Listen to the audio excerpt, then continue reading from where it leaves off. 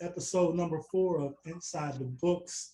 Today's guest is Tamairo. I call her the queen broker when it comes to real estate. She's done some amazing things in not only one state, but 3 states. So, I've come across a lot of people, but someone being able to be successful in multiple states and also run different sectors within the real estate field and have equal success in each field is just amazing. So pleasure to have you on today.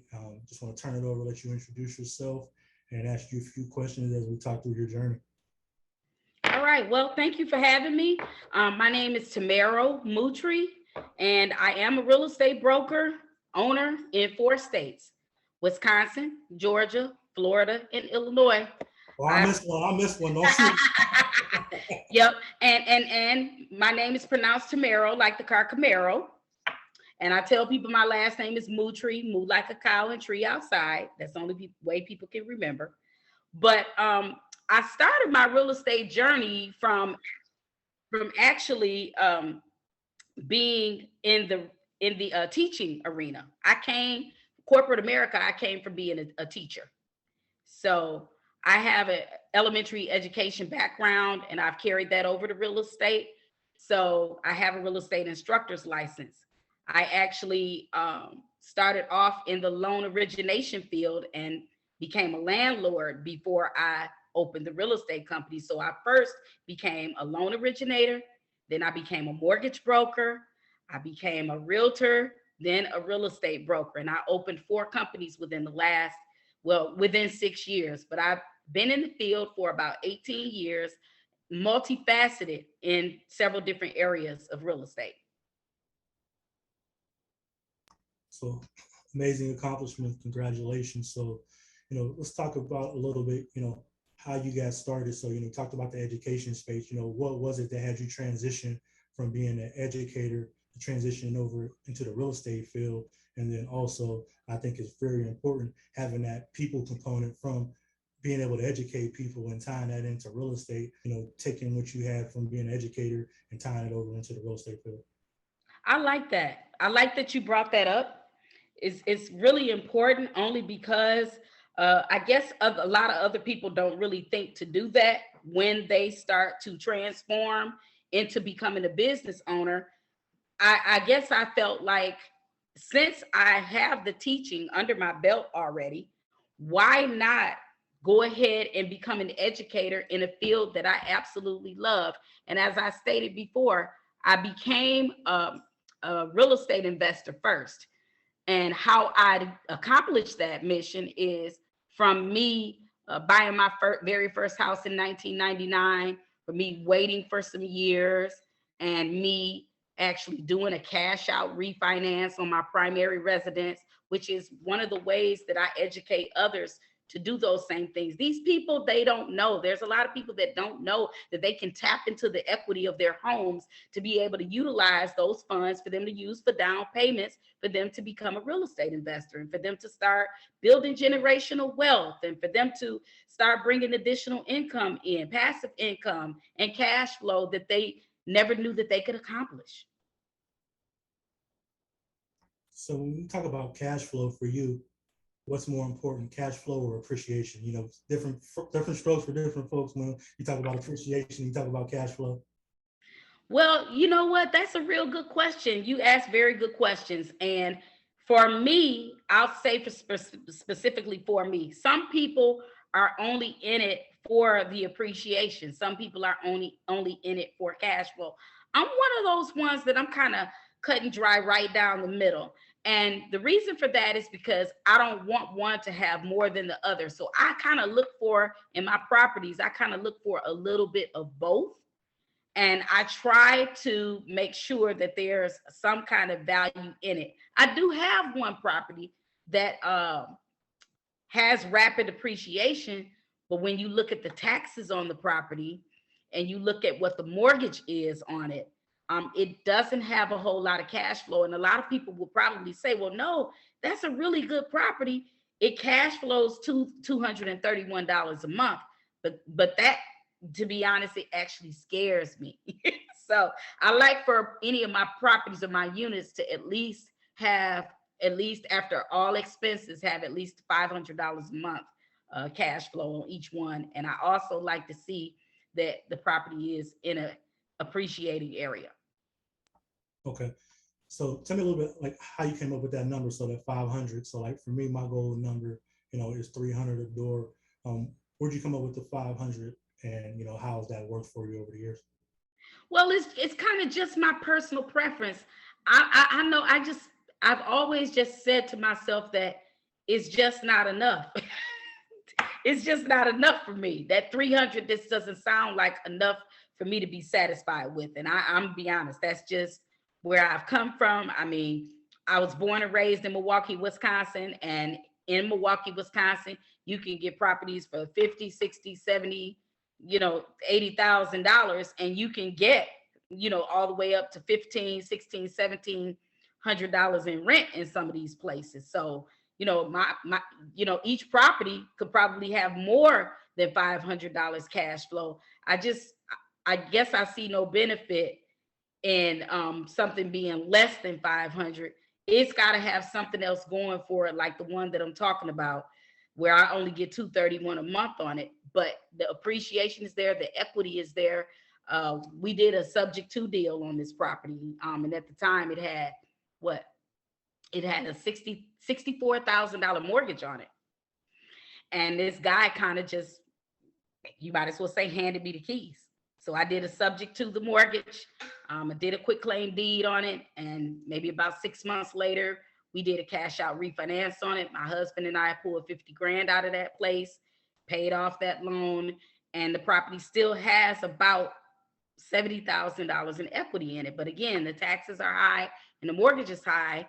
And so that's one of the reasons why I would like to actually sell that property, get the equity, and use that money for some different investments and move forward like that.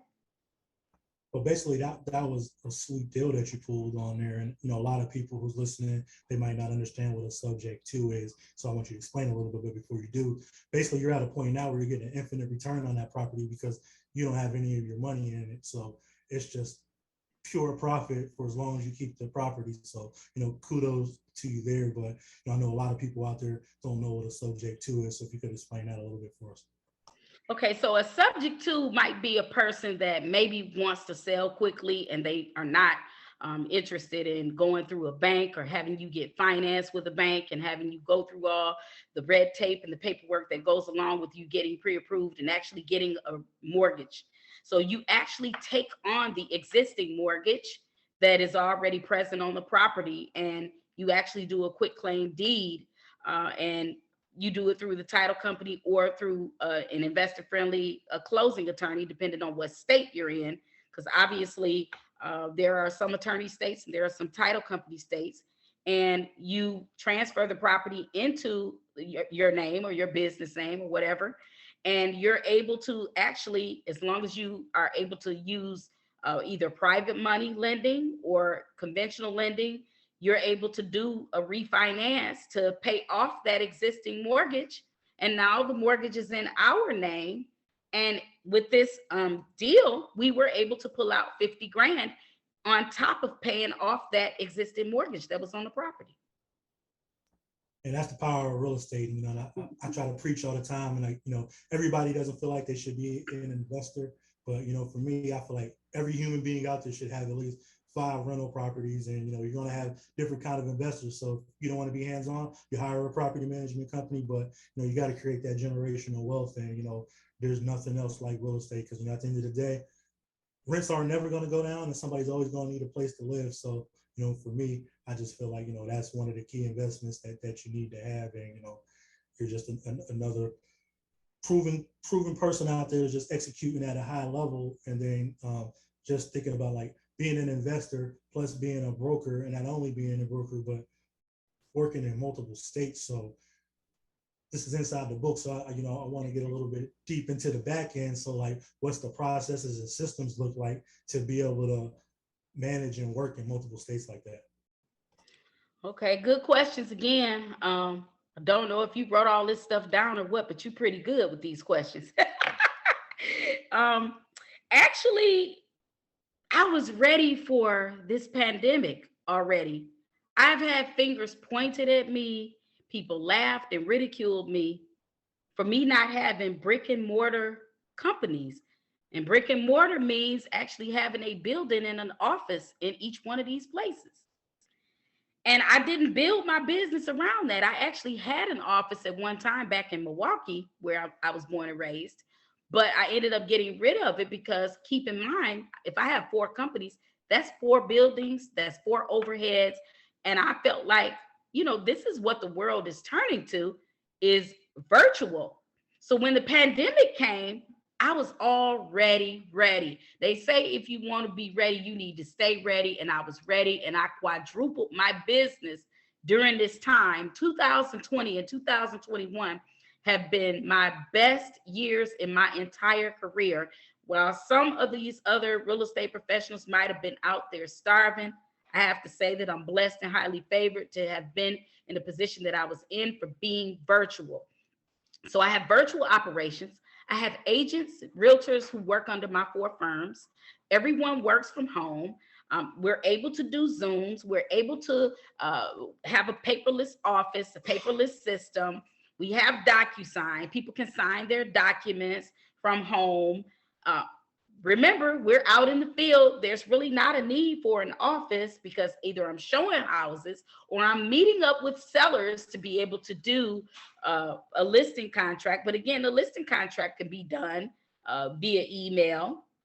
I don't have to always be there. I have agents that work for my firm. So if I need to do any showings and I'm not there, I have people on my staff that back me up. I'm working with a lot of out-of-state investors. A lot of my out-of-state investors, they write a lot of sight unseen offers. That's what I'm really good at. With that being said, what I normally do is write the offer, and of course have an inspection contingency in there. Do the due diligence. If they want to fly down to come and take a look, they can. A lot of them don't. And I have a one-stop shop concierge service for these people. In any of the four places that they want to do business in, I have a team that I have put together to do the acquisition, the funding, also the rehab, as well as that property management piece. So it's similar to what we got going on, but you're just at a little higher level because you're running in 4 states. We're just running in 2, but you got every sector covered. So basically, you're eating from every pot, and that's crucial, and it's very, very smart because if one lane dwindles down a little bit, you still got some streams coming from other lanes, and that's the important thing that I like to talk about when I'm teaching and coaching people and having general conversation. That when we say have these multiple streams of income, it doesn't mean that you have to do 7 different things. You can have 7, 8 streams of income coming from the same sector, and that's real important. So you master one thing and then figure out ways to have multiple streams of income coming from that specific area versus I'm trying to do this, and this. And then I think that's where people get lost. You're right.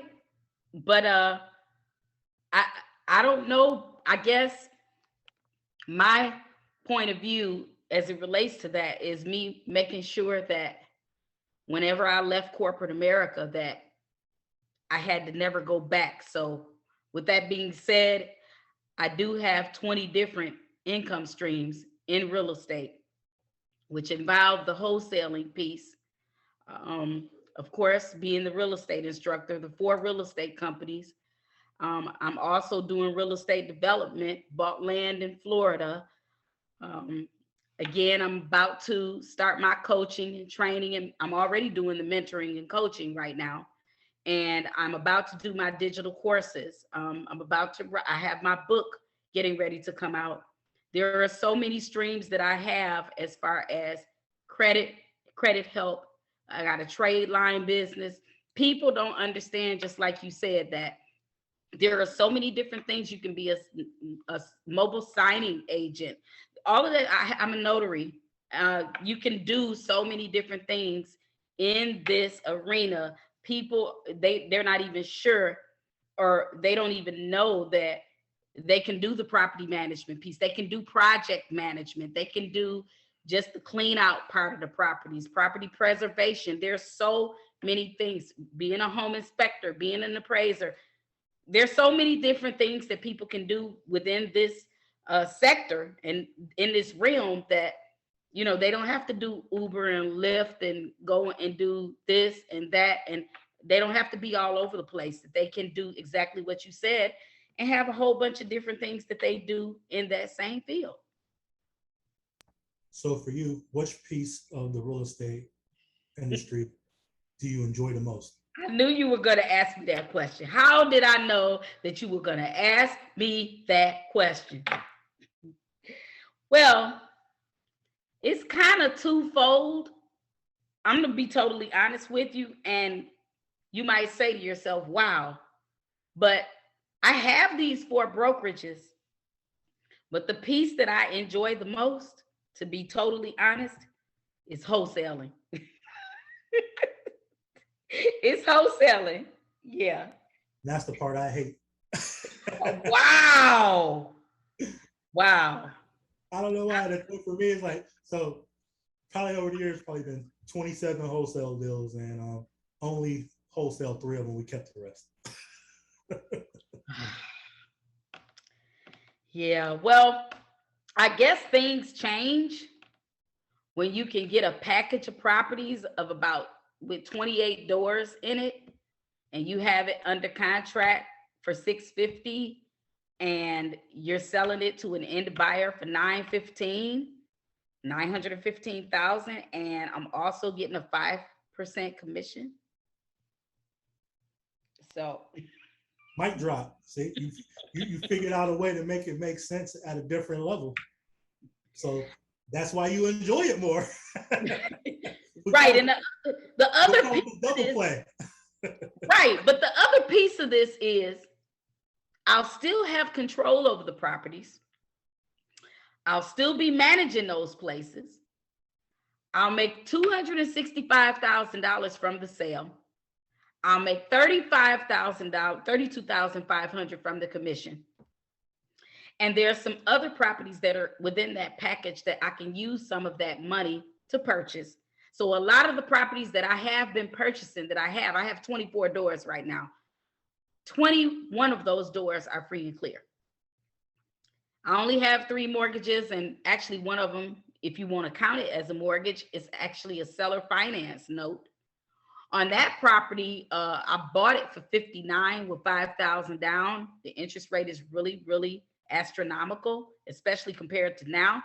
I didn't refinance because I've been too busy. I picked it up in 2018 for $59,000, $5,000 down, $650 a month. I'm getting $1,500 a month for the duplex. My balance on that is between $40,000 and $42,000, and the value on that duplex is $150,000. So I want to say this: you haven't been too busy; you've been too blessed. Well, I guess so.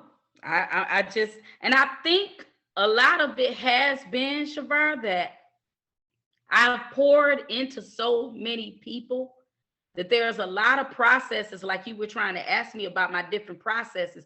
My processes are not really cut and dry like everyone would think, especially with the wholesaling, because there's a lot of steps that go into wholesaling that I do not do. I skip a lot of steps. And people always say, well, you can't skip steps. Well, I've been put in a position to skip steps.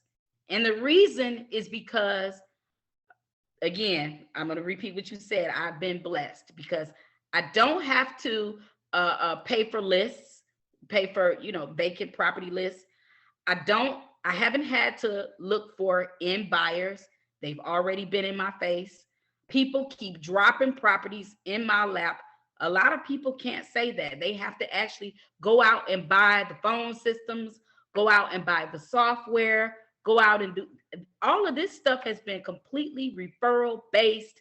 People inboxing me, asking me, can I help them? A lot of this was done without any money. I've learned that a lot of people that I help for free, they end up sending me a bunch of paid business.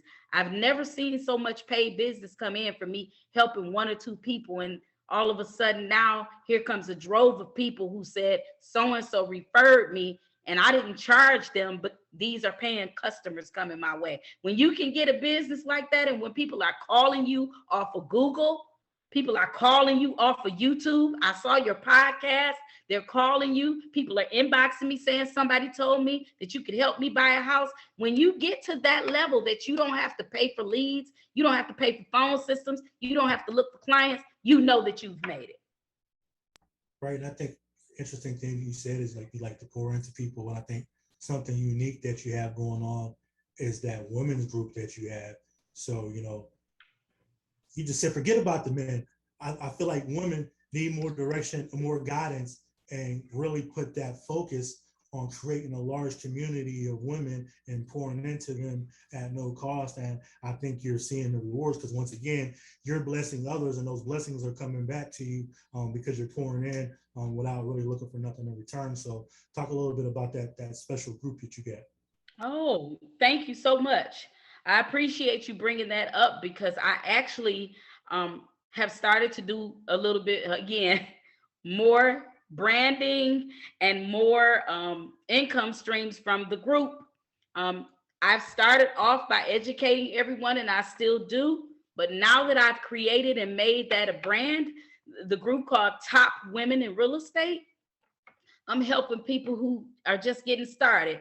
I'm helping people who want information on how to become a realtor. I'm helping people who want to become real estate investors, people who are looking for funding. Ladies, they look for a safe place to go to talk about real estate investing, because oftentimes a lot of the Facebook groups, people are intimidated.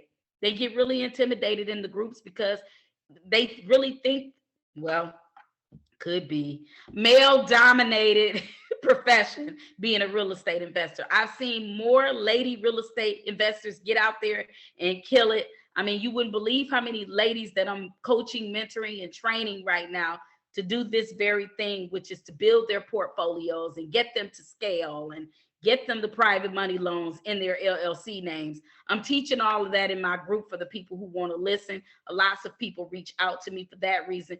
But I am starting a product line. I've already started the masks with my logo, Top Women in Real Estate. I'm looking to get into the clothing, like you talked about, and getting, the jogging suits, the t-shirts, the ink pens, the flashlights, the notebooks, just brand the whole group because it's made. But I'm talking to these new agents. I'm giving helpful advice. People are asking questions, and there are more knowledgeable people in the group, and we're all pouring into each other. It's not just me pouring into them, but it's us collectively as a group pouring into each other, because there are a lot of knowledgeable ladies in my group. There are attorneys in my group. I mean, there's people from all walks of life in that group, people who, might need credit help. I have videos in there about how to get started with fixing your credit, real estate investing. I have, a lot of my podcasts in the group, and helpful pointers and tips. And all they have to do is use the search feature, and they can be well on their way.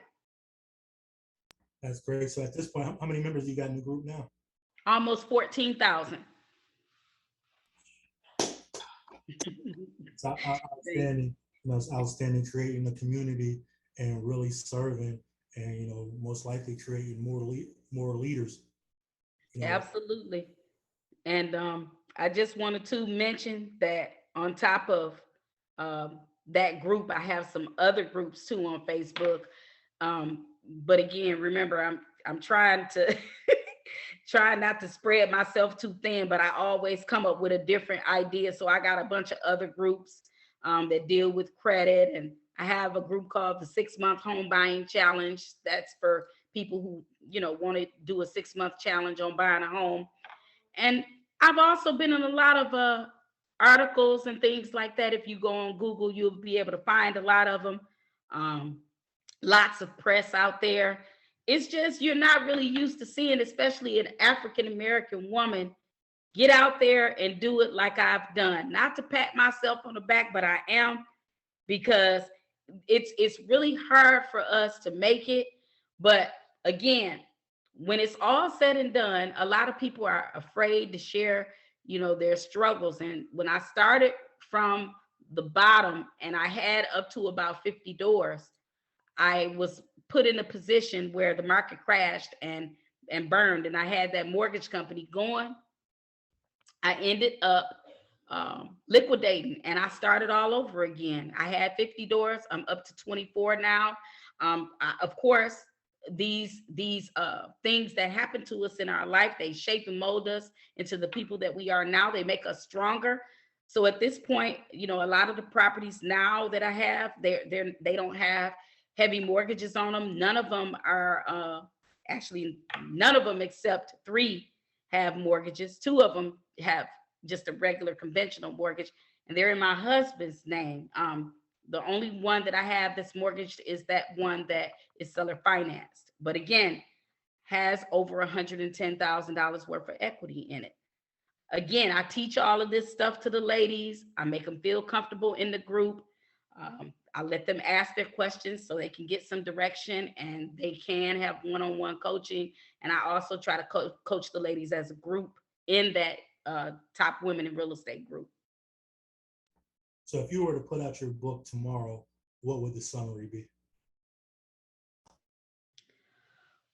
Well, I've already got, it actually teaches the 7 different strategies in real estate.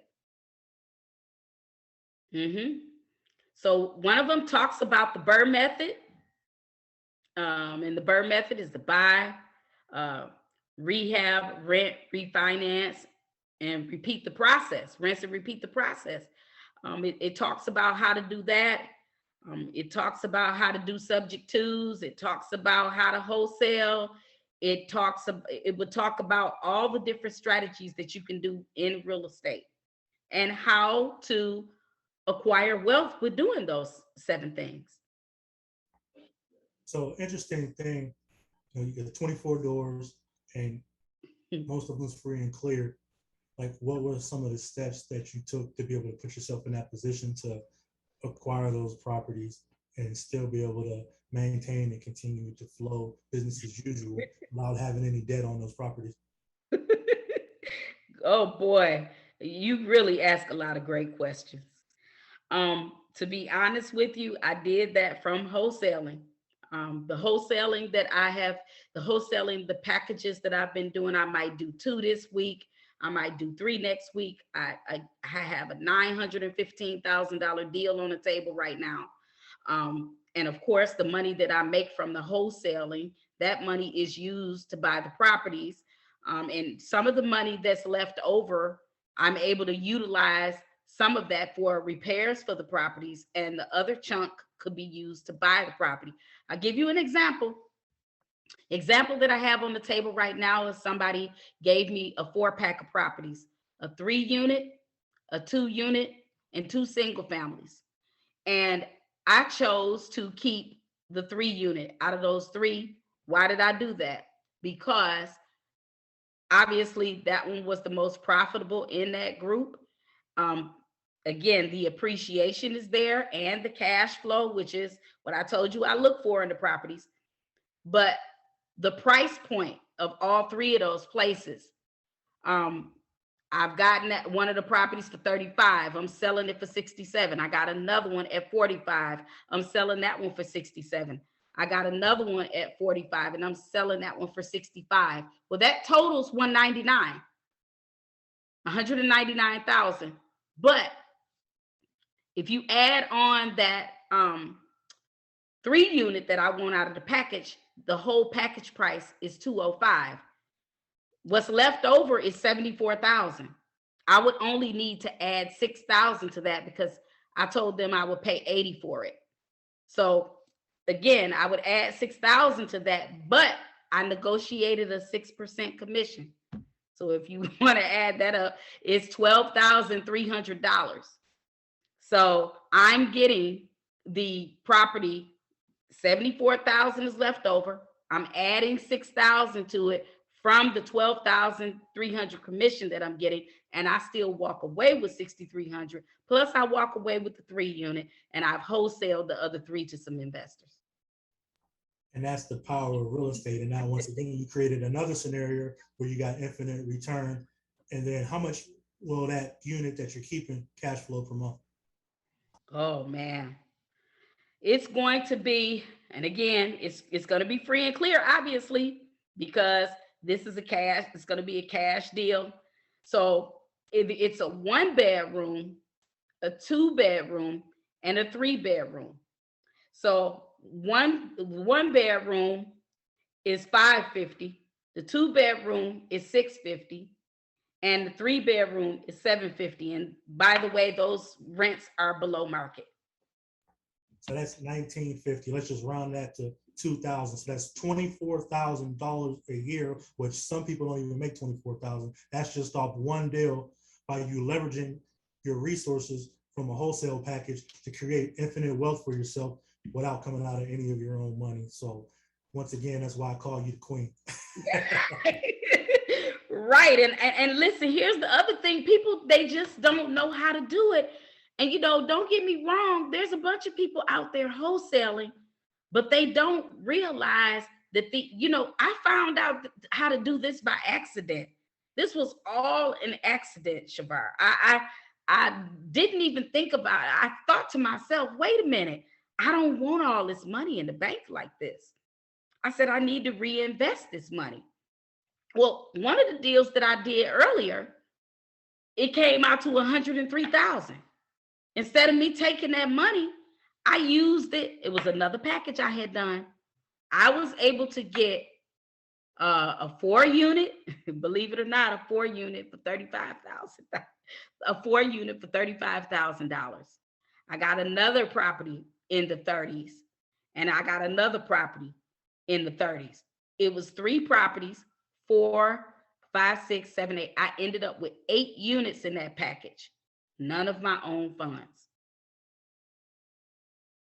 Killing it at a whole other level, but people don't understand the power of the Midwest. They be sleeping on it, but we'll let them continue to sleep. Let them sleep. You're right. Let them sleep. I know what you have told me, and I know what you have done, ShaVarr, and what you have done yourself is extremely impressive.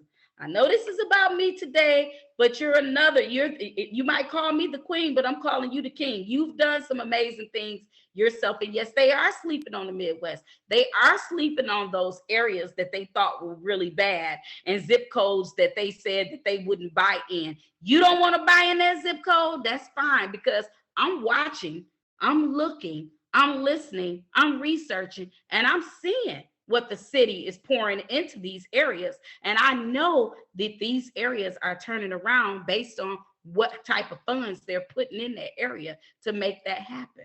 And people are not doing enough research, and they don't know. So when they say they don't want to buy in a certain zip code, when I know it's coming up, I just smile and say, okay, because I know something that they don't.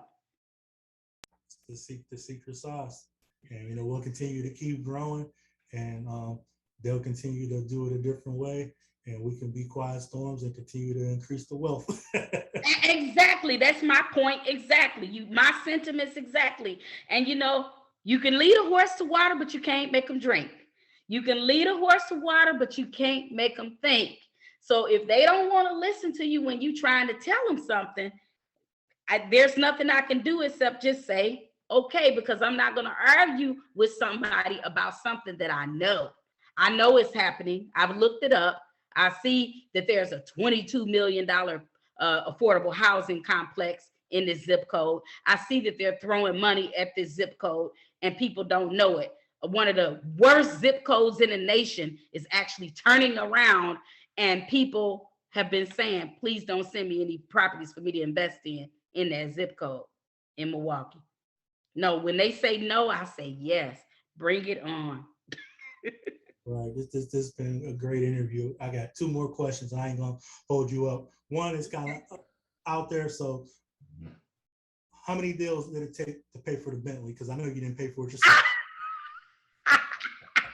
I will be real honest with you.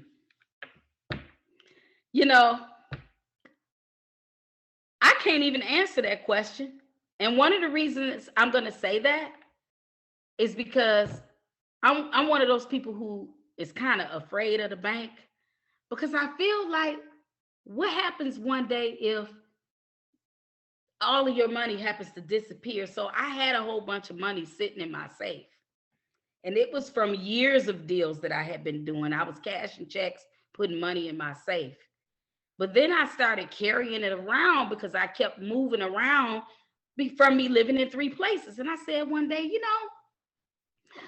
I'm tired of carrying this money around. I said, I want another car. I said, I don't know which kind I want. And then it popped in my mind that this is what I wanted. And all of a sudden, one day, I went to this dealership. I saw the car online, and I went in Sarasota, Florida, went to the dealership. And when I got there, the man said,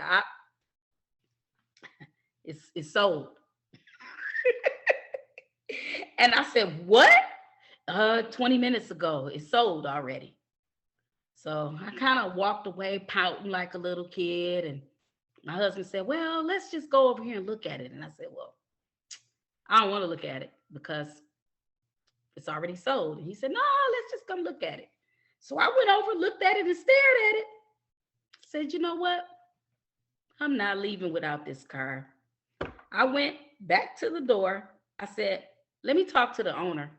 I asked him, I said, how much was the deposit that was put down on the car? And he said $1,000.